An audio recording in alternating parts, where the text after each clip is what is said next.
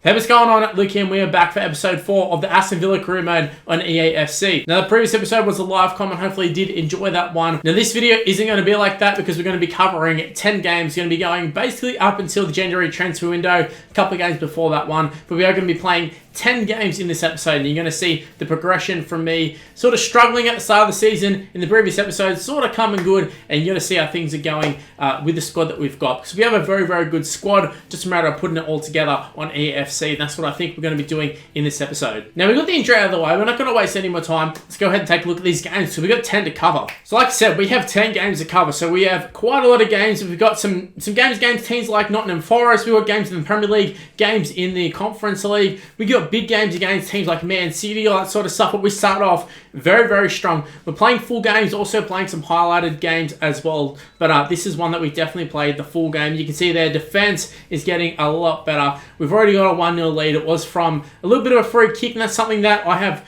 sort of expressed in previous episodes, that the headers are very overpowered, whether it's from a corner or what I'm experiencing here is that it's very overpowered even on free kicks. But Malin scores a nice little goal there as well. So the counter-attack is still as strong as ever. But speaking of counter-attacks, Nottingham Forest from the counter-attack, and they end up scoring a goal there, 85th minute. Can we hold on? That's all we need to know, is can we hold on? And they are looking to counter-attack here, but it is Concert, and we were fielding a little bit of like a rotated squad. Not like a full rotated squad, but we weren't fielding our strongest squad, is essentially what I'm trying to say. But Matty Cash there goes and secures the 3 points as we end up winning 3-1 at 91st minute. Nicely goal there, Matty Cash. You love to see it. But Carlos, Malin, and Cash getting the goals for us. They got like a little bit of a consolation in the end, but there was a few little shaky moments.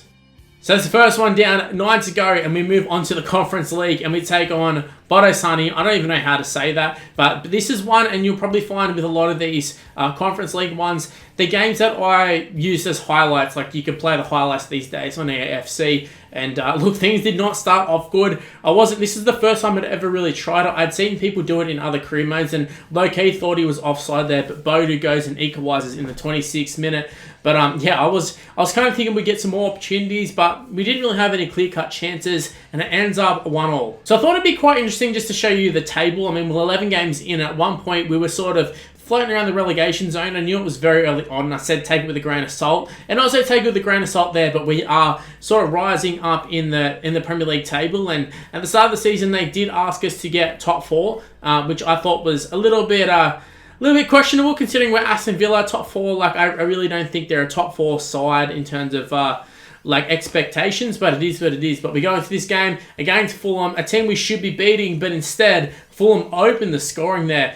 Nice sort of goal, kind of against run and play, if I'm being completely honest with you. And you'll find a lot of the time, like in terms of these games, I'm not going to show all the highlights. I'm purely just showing the goals. Speaking of goals, Makoko bangs at home. What a pass, I want to say. What a pass, what a run. It just opened up so easily for us there. But just want to point out that you're not seeing all the highlights, but we've pretty much been dominating these games, been getting the majority of the chances, and then Watkins goes and scores a goal there too. Also want to point out, I was kind of fiddling around with formations as well at this point. So up 2-1, but I think I changed to a 4-1-2-1-2, whereas I've been playing a 4-4-2, been playing 4-3-3. I was just kind of experimenting at this point. But Diaby, who is easily our best player overall wise, and even just in terms of play style in general, he sort of just goes up the wing. He just messes around with him and ends up with Bodo, who ends up scoring a goal. It's 3-1, and the 85th minute seems to be a common theme for us to concede. So that's what's going to happen right now. It's a definite possibility. Fulham stuffing around with the ball there. Defense have been pretty decent up until this point, but we just find Antonio, I think it was, or Traore, one of the two. I think it's Antonio.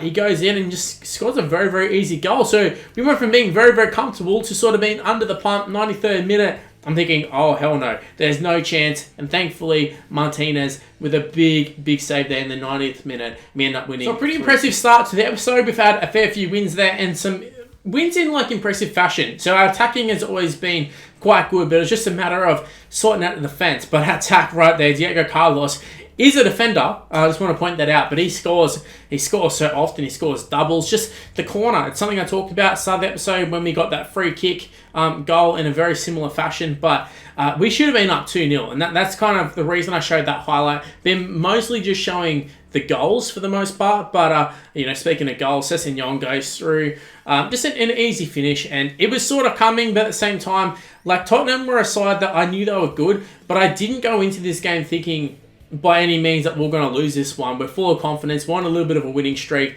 I thought we're going to absolutely smoke them. Our attack is just way too good. But instead, Richarlison gets it to Johnson, who's sort of holding off. I don't really know a lot about Johnson, if I'm being completely honest with you, but he ends up just fooling us completely. I don't know if it was like a fake shot. I don't know exactly what it was, but he ends up just finding space, and he absolutely dusted us. He goes through, it scores a goal, and end up being a winner. So we went from having a 6-minute lead to end up losing 2-1. So it was disappointing as our win streak come to an end, but we are looking to bounce back. So what team to take on when you're looking to bounce back than Bournemouth? They're not like a fantastic side, but I will say, doing the highlights, I don't know how smart it is. I feel like if I play the game, I think there's like a 90% chance I win this one. But doing the highlights is a little bit risky, but we do go and score probably one of the only chances of the game. That's one thing I have noticed. That was like a clear-cut chance, but there's not too many in terms of highlights. But we do pick up a 1-0 victory, hitting back after a tough loss. So we're going from having our first loss in a little while,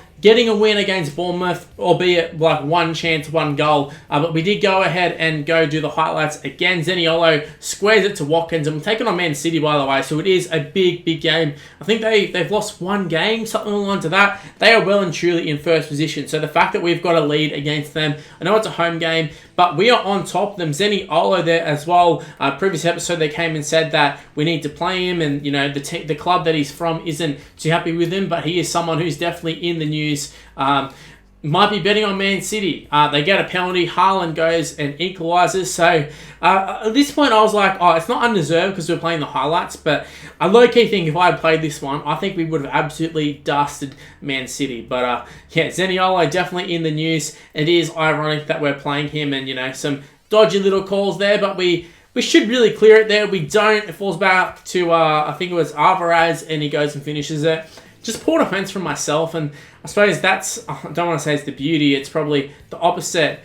Just the downfall of playing the highlights is the chances come, but they come so quick, and just there, I tried to square it, which I did at the start of the video in one of the highlights, and it worked out that time. This time it didn't, so we end up losing this one 2-1. So a tough loss there to Manchester City. However, it was purely done on highlights, whereas this one is a game against Arsenal. We're going to be playing the full game back to normal. I thought this is a game that I need to sort of redeem myself. I mean, we've had a pretty strong start, and then sort of midway through this episode, it's sort of, I don't want to say it's sort of a bit of a downer, but at the same time, we haven't really been smacking teams, and that's what I want to be doing. It's going to be hard against teams like Man City, but we have got a very strong start. We sort of just played it around in the box. We found a little bit of space. That is something that the computer tends to do, but not something that I tend to do. And you're going to see it right here. Partey just ends up sort of stuffing around with it, finds it to Zinchenko, and then the goalkeeper just literally dives out of the field of play. Like, I couldn't believe that one.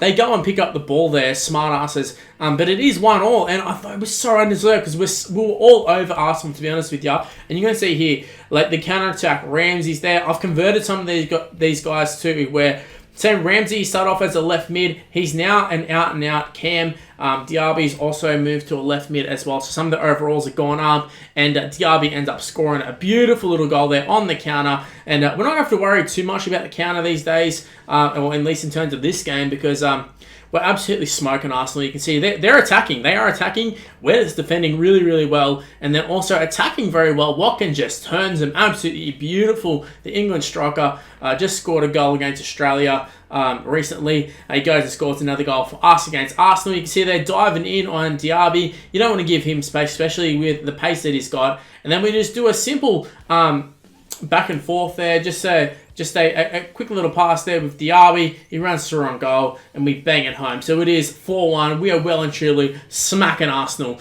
And I want to say Arsenal is a very, very good side. So I don't want to say it was surprising, but This is the first time I've actually put a little bit of a score on a side who actually has some quality, and Zaniolo off the bench goes in and scores.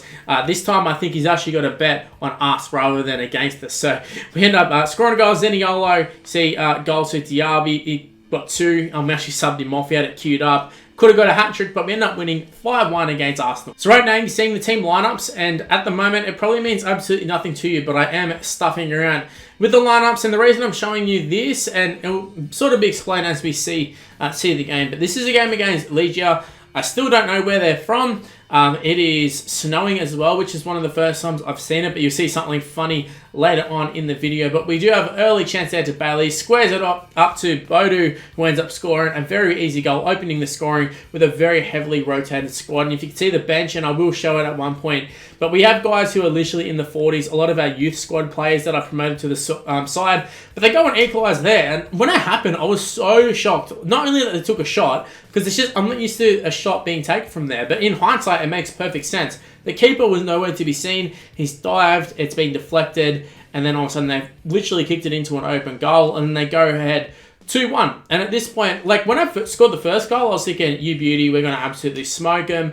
Doesn't matter, we've beat teams like Arsenal. How are we going to lose to a side like this? Even if it is a little bit of a rotated squad. But Legia, they just kept coming at us. I was making bad moves, like calling out the keeper, and then all of a sudden went down 3-1, and I thought absolutely nothing of it.